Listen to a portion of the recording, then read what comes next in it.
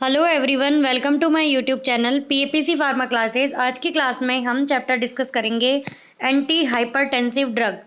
Anti hypertensive drugs क्या होती हैं? इन ड्रग का काम क्या हुआ कि बीपी जो है यानी आपका ब्लड प्रेशर अगर वो नॉर्मल से ज़्यादा बढ़ जाता है तो उसको क्या बोलते हैं कि इसको प्रॉब्लम किसकी है? हाइपरटेंशन की। ठीक है, अब इसको ट्रीटमेंट में यानी बीपी को नॉर्मल लाने के लिए जो ड्रग काम में ली जाएगी उनको क्या बोलते हैं? Anti hypertensive drugs. ठीक है, these are the drugs use to lower the BP in hypertension.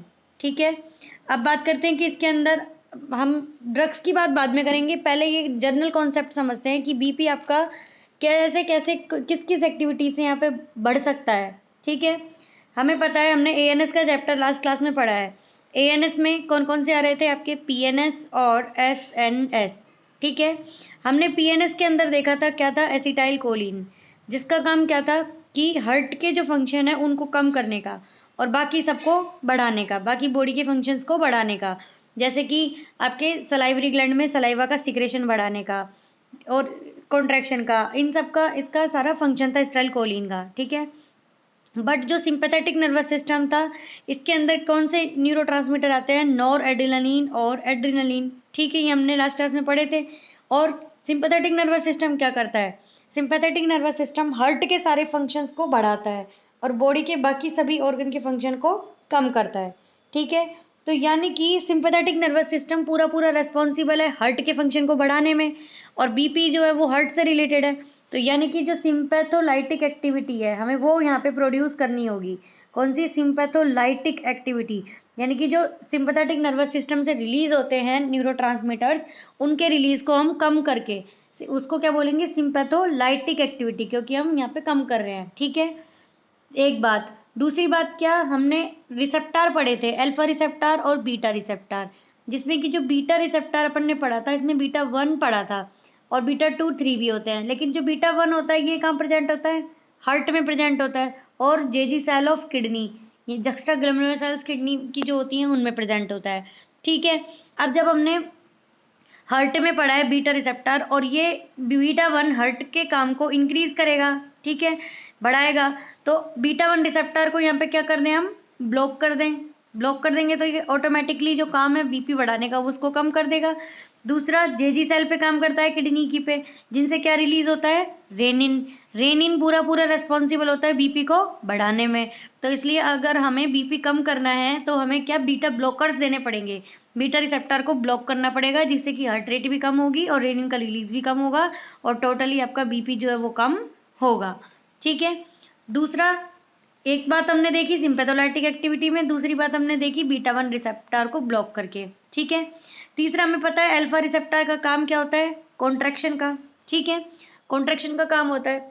अब ये क्या है कि आपकी नॉर्मल ब्लड वेसल है, इनको अगर कॉन्ट्रैक्ट कर देंगे तो बीपी आपका बढ़ेगा, इसलिए इनको क्या करना जरूरी है? रिलैक्स। ठीक है, जिससे कि बीपी जो है वो कम हो। ठीक है, अल्फा रिसेप्टर को कॉन्ट्रैक्ट करने से बीपी बढ़ेगा और रिलैक्स करने से बीपी यहाँ पे कम होता है, इसलिए हम अल्फा ब्लॉकर्स यहाँ पे देंगे, जिससे कि कॉन्ट्रैक्शन नहीं होगा, यहाँ पे क्या होगा? रिलैक्सेशन, और बीपी आपका कम होगा। ठीक है, तीन चीज। फोर्थ क्या है आपका? बीपी में क्या होता है, आपका जो ब्लड का वॉल्यूम है वो भी यहाँ पे क्या है? बढ़ जाता है, तो ब्लड का वॉल्यूम भी कम करना पड़ेगा। अब ब्लड का वॉल्यूम कम कैसे कर सकते हैं हम? यहाँ पे डायूरेटिक्स ड्रग देके। डायूरेटिक ड्रग का काम होगा यहाँ पे आपके बॉडी के अंदर जो फ्लूइड है उसको कम करने का, वॉल्यूम को कम करने का। ठीक है, तो वो काम कौन करेंगे? डायूरेटिक, इसलिए डायूरेटिक भी इसमें काम करेंगे। First of all sympatholytic activity करके, सेकंड बीटा 1 रिसेप्टर है जो इनको यहाँ पे क्या करके? ब्लॉक करके। तीसरा क्या पढ़ा हमने? अल्फा रिसेप्टर जो है इनको यहाँ पे ब्लॉक करके, और फोर्थ क्या पढ़े हमने? डायूरेटिक। इनके थ्रू यहाँ पे ये बीपी जो है यहाँ पे हम कम कर सकते हैं। अब हम बात करते हैं इसके अंदर ड्रग्स की कि कौन कौन सी ड्रग इनके अंदर आती है। देखो, फर्स्ट ऑफ ऑल है क्या? डायूरेटिक। हमने पढ़ा है भी, डायूरेटिक्स जो है ये हेल्प करते हैं। डायूरेटिक चैप्टर अपन ने पूरा पहले भी डिस्कस कर लिया, जिसके अंदर हमने काफ़ी टाइप के डायूरेटिक पढ़े थे, जिसमें लूप डायूरेटिक और थियाजाइड डायूरेटिक ये दो भी हमने डिस्कस किए थे। ठीक है, लूप डायूरेटिक जो होते हैं वो यहाँ पे काम आते हैं, जैसे आपके फ्रूजेमाइड, ये काम करती है यहाँ पे हाइपरटेंशन को कंट्रोल करने के लिए, क्योंकि ये क्या है कि एडिमा हो जाता है बॉडी के अंदर, यानी कि वॉल्यूम यहाँ पे बढ़ जाता है, तो उसको कम करने के लिए डायूरेटिक काम मिलेंगे। तो उसमें हाइपरटेंशन को कंट्रोल करने के लिए लूप डाययूरेटिक काम आएगी। ठीक है, दूसरा हम थियाजाइड डाययूरेटिक काम में ले सकते हैं, जैसे कि क्लोरथियाजाइड, हाइड्रोक्लोरथियाजाइड। ये लूप डाययूरेटिक यहाँ पे काम करेंगे, लेकिन ये क्या करते हैं, यहाँ पे जो पोटेशियम लेवल है उसको इंटरफेयर करते हैं। दूसरा थियाजाइड डाययूरेटिक है, ये यहाँ पे लॉन्ग टर्म डाययूरेटिक होते हैं और हाइपरटेंशन के ट्रीटमेंट में काम में आते हैं, बट इनके साथ क्या है, ये भी पोटेशियम लेवल को कम करते हैं, बॉडी में पोटेशियम लेवल को कम करेंगे। इसीलिए थियाजाइड डाययूरेटिक के साथ हम क्या प्रेफर करते हैं इसमें, जो हमने पहले भी डिस्कस किए थे, पोटेशियम स्पारिंग डाययूरेटिक। इसके अंदर ड्रग आती है कौन सी, स्पाइरोनोलैक्टोन। स्पाइरोनोलैक्टोन ये हमने यहाँ पे डिस्कस किए थे। तो ये ड्रग क्या करती है, यहाँ पे पोटेशियम के लेवल को यहाँ पे मेंटेन रखती है, जो थियाजाइड डाययूरेटिक कम कर देता है। ठीक है, तो इस तरीके से ये डाययूरेटिक, जिसमें कि लूप डाययूरेटिक और आपके थियाजाइड डाययूरेटिक और पोटेशियम स्पारिंग डाययूरेटिक जो क्या है कि मेंटेन करते हैं थियाजाइड डाययूरेटिक के पोटेशियम लेवल जो कम हो रहा है उनकी वजह से उनको। ठीक है, तो इस तरीके से बीपी को यहाँ पे कम करते हैं डाययूरेटिक्स। नेक्स्ट क्या है, एंजियोटेंसिन कन्वर्टिंग एंजाइम इनिबिटर्स, यानी कि ACE एंजाइम इनिबिटर्स जो होती हैं, इनका काम भी क्या होता है, बीपी को कम करने का। देखो इसके अंदर सबसे पहले ड्रग देखते हैं कौन सी आती है, कैप्टोप्रिल, इनालाप्रिल, रेमिप्रिल। और भी इसके अंदर आ सकती है, जैसे कौन सी, पेरिंडोप्रिल। ठीक है, दूसरा लिसिनोप्रिल,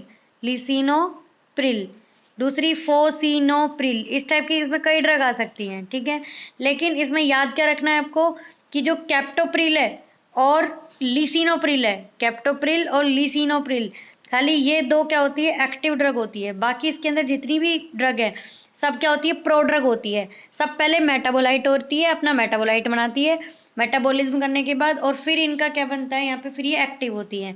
और मेटाबॉलिज्म बनने के बाद इनके लास्ट में नाम लग जाता है प्रीलेट, ये प्रिल का प्रीलेट हो जाता है। ठीक है, क्योंकि इनका मेटाबोलाइट बन जाता है।